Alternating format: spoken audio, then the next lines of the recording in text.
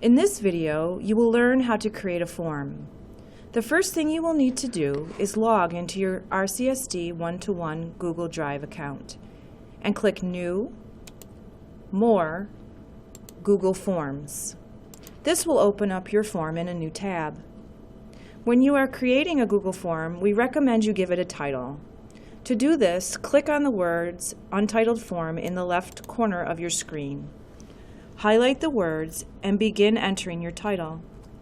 The title is automatically saved once you click in another area of your screen. You can select a color by clicking on the color palette in the top right of the page.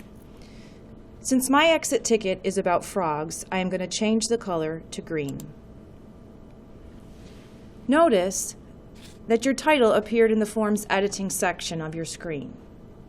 You can change the title of the section by clicking next to the words. The words will highlight blue. You can enter the section title here.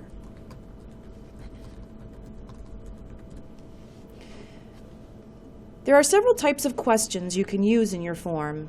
We will look at 4 types today: multiple choice, check boxes, short answer, and paragraph answer. To add a multiple choice question, click in the title section of the question and enter your question. You can be sure it is multiple choice by looking to the right of your question title. Next, you will enter your choices by clicking on option 1, option 2, etc. You can have many options. You can also choose Add Other if you would like students to enter their own idea. In this particular question, we will not do that.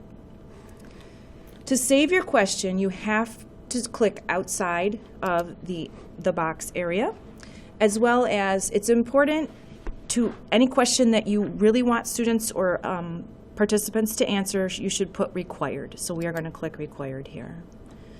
Now we're going to click outside, and to add another question, we're going to go to the box and click plus.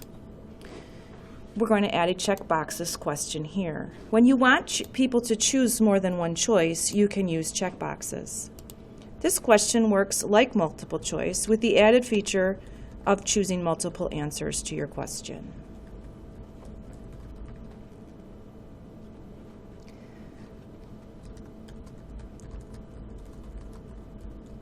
In this section, you can also have the Add Other option, which sometimes is useful as well. As you're working, if you see that you have too many sections or too many questions, to delete a question or to delete an option, you just click on the X to the right. Now we will look at paragraph and short answer. Paragraph and short answer questions allow respondents to enter text. Short answer allowing for a small amount of text, while paragraph allowing for much more text to be entered. You can add details by clicking on the More Actions icon and typing additional information.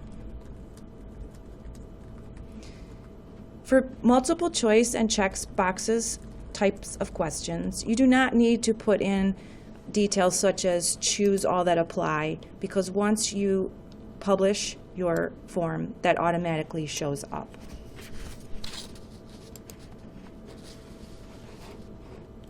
Before you send your form, we recommend you preview it. Click the preview icon in the top right. This will open a new window where you can view your form. If you wish to edit your form, be sure to click back to the Editing tab.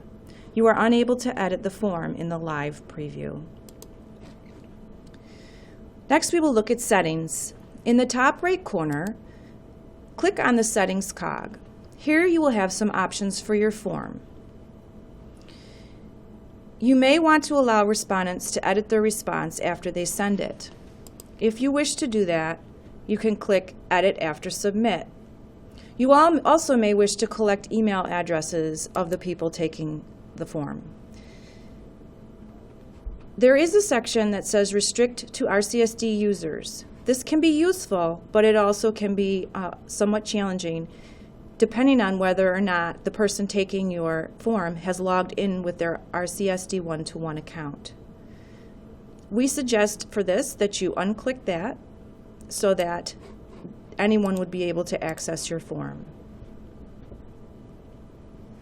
You must save any changes you make in settings in order for them to apply to your form. To send your form, click the Send button. For this task, you will send your form to 2 colleagues who will agree to complete your form. You may wish to check with them ahead of time. You will type in their district Outlook email address, their rcsdk12.org address. Put a semicolon between each address you enter to separate them. In the subject, we recommend that you add, "Please take this form, thanks," as that will be what shows up in their email when it appears. We also do not recommend at this time that you click the Include form in the email, because it will appear in their email, the entire form will appear, and they might not be able to submit it to you, so that could cause some confusion. Then you will click Send and wait for your colleagues to take your form. Make sure for this task that your form has at least 2 questions, that is a multiple choice or a checkbox, and a short answer or a paragraph answer. We strongly encourage you to make your form on a topic you plan to teach with your students or on some information you need to collect from colleagues or parents. Good luck with your form.